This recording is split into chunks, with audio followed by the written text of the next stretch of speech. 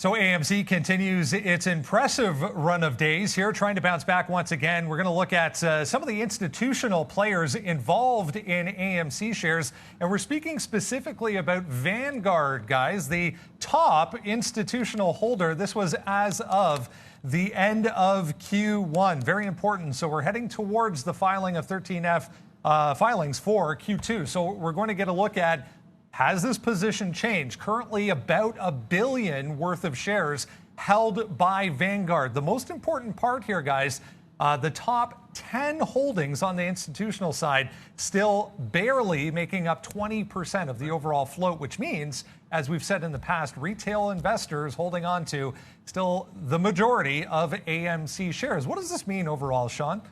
Right. So I think, look, whenever you have retail holding on, someone's got to sell the shares, right? So if nobody in retail wants to sell the shares, then you could get that move to the upside. Neil's going to talk a little bit to the chart in a minute. But, I mean, here is a perfect example on my screen right now of AMC Holdings, Vanguard Group. Look at this buy right here. This is Q1 buy. So we'll see what happens now. They've just upped their shares, 5 times up here. So we'll see what happens now with Vanguard. And if they're going to hold on to these shares, then who knows where this thing could go. It is a lot about supply and demand, so we'll wait to see. I mean, it's great to see that they're holding, but like you just mentioned there, Brendan, a lot of those 13F filings, we need to see the new filings to get a little bit of a better idea on where we are. Who are the big holders? We saw Mudrick Capital get in and out of their shares. We'll see what happens with these Vanguard shares. This could be a very, very actionable event when all of these 13Fs are released, and then we find out,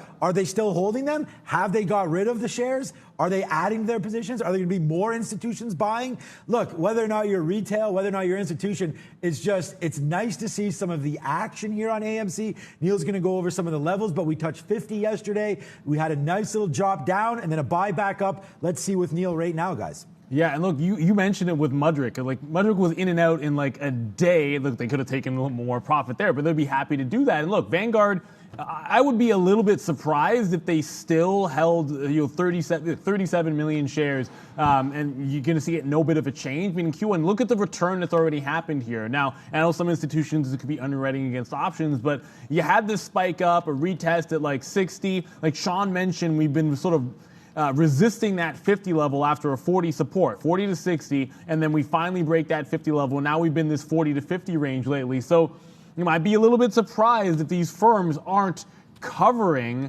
heavily at these particular prices, and then maybe that's why you get these stalled outs. And we see it all the time, right? Like you'll see, these massive orders that are sitting there every time 60 would break. I was watching 60 breaks, and you'd see these orders start to pop in at the high end.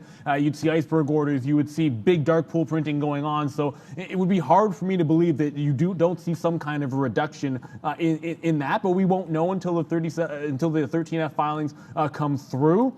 I expect a bit of a downward shift there to be certain. But the reality is, you have these key price levels, and I'm talking now specifically about that 40 because that was an absolute, like textbook wipe out bottom. Like you had that move from 60 all the way into 40 even, shake out bottom here like this. And when I see that a setup like that, there's a lot of bigger players that are involved in a move like this, buying up that bottom and causing a big move. And I have a hard time believing there isn't a lot of profit taking when you get to that 50. And again, when you resist that 50 again today.